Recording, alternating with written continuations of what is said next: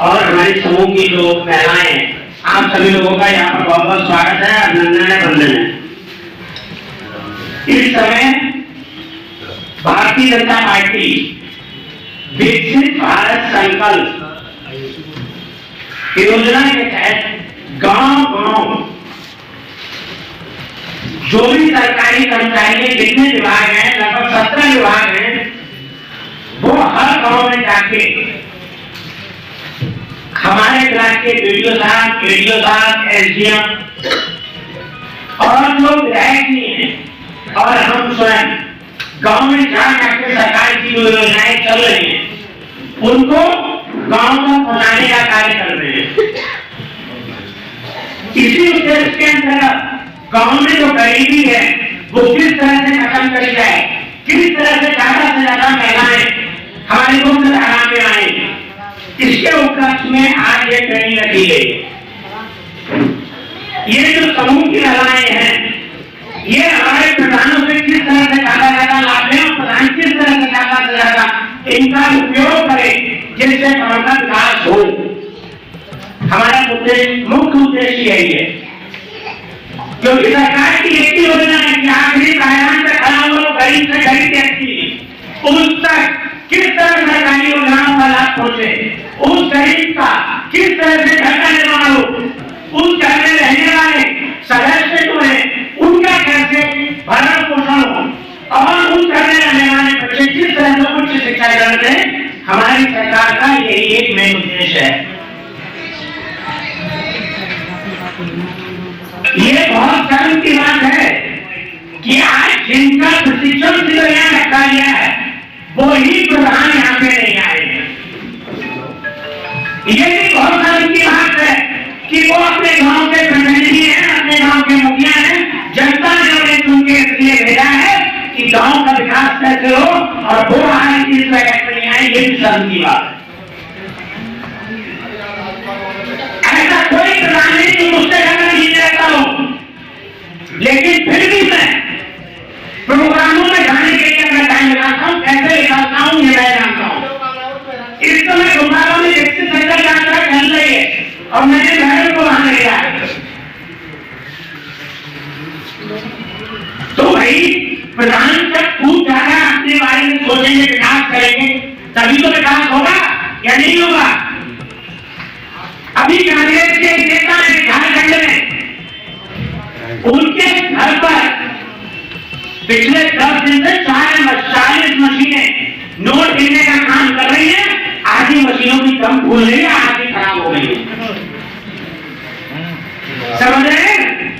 क्योंकि मोदी की सरकार आई, मोदी के पास में काला धन निकालूंगा और ये काला धन निकालने का कार्य कराया जा रहा है।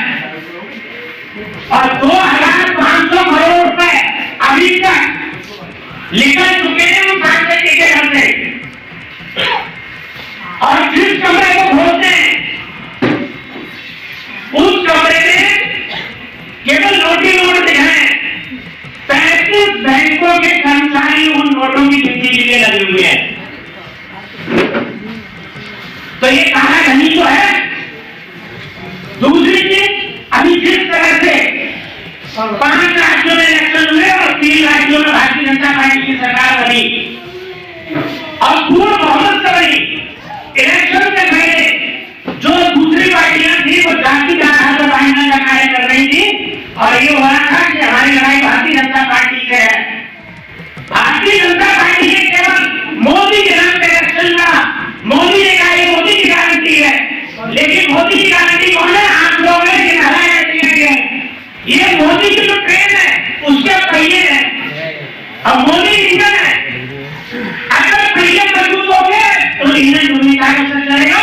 और 3 राज्यों की भारतीय जनता ने मोदी की गारंटी को सिद्ध करके कहा गया कि मोदी गलत कह रहे हैं, सही कह रहे हैं। ये जो समूह की लड़ाई है, क्योंकि जिस तरह से ग्रामीण की सरकार है उसी तरह से गांव में घर में ग्रामीण की सरकार होगी तो दोगुना विकास होगा। यानी अगर पत्नी के साथ में पत्नी भी कमाएगी तो उस घर का विकास पूरी ताकत से होगा या नहीं होगा? पति अगर 100 रुपए कमा के आ रहा है तो 25 रुपए में दारू में खर्च कर रहा है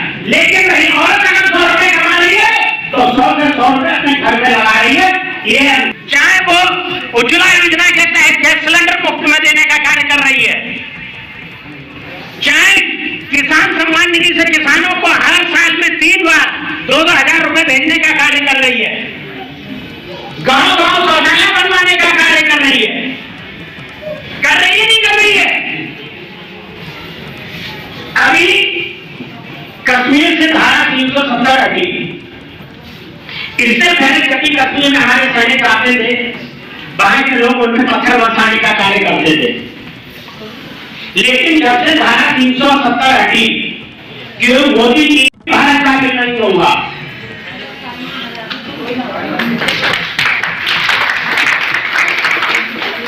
दूसरी चीज अभी भारत 5वीं अर्थव्यवस्था दृष्टि बना हुआ है।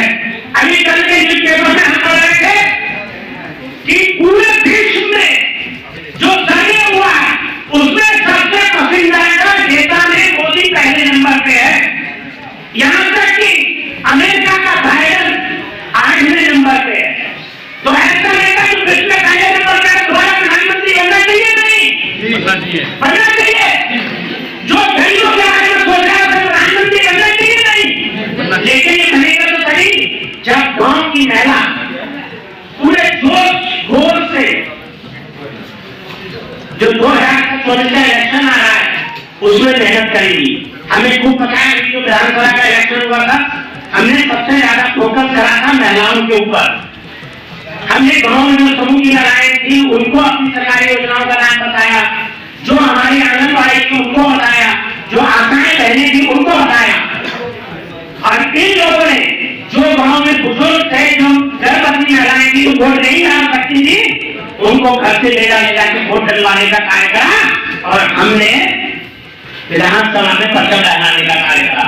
तो हम अपने जितने भी प्रधान भाई यहाँ पे बैठे हुए हैं उनसे केवल एक ही चीज कहेंगे कि ये जो हमारी समूह की महिलाएं हैं, ये जो भी रोजगार करना चाहें, आप इनके अपनी जगह दृष्टि बनाएं, एक कमरे से कमरा आगे बने तो गांव का दुगनी तेजी से विकास होगा या नहीं होगा?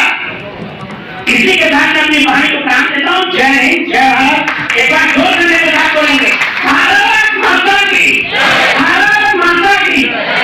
जो प्रधान बंधु नहीं आए हैं अभी भी उन्हें फोन करके यहाँ पे बुला लें, क्योंकि यहाँ से सीखने के बाद मैं अपना बताता हूँ, मैं डॉक्टर हूँ, लेकिन मैं जिस क्षेत्र में जाता हूँ उस क्षेत्र में कुछ ना कुछ सीखने का काम करता हूँ, क्योंकि भगवान ने एक ही चीज ऐसी की है जिसका नाम है दिमाग। जितना ज्यादा खर्च करोगे उतना बढ़ेगा, जितना कम खर्च करोगे उतना ही घटेगा। तो प्रधान लोगों से एक ही नंबर ज्यादा से ज्यादा सीखने का काम करें और अपने गांव के विकास के बारे में सोचें। धन्यवाद।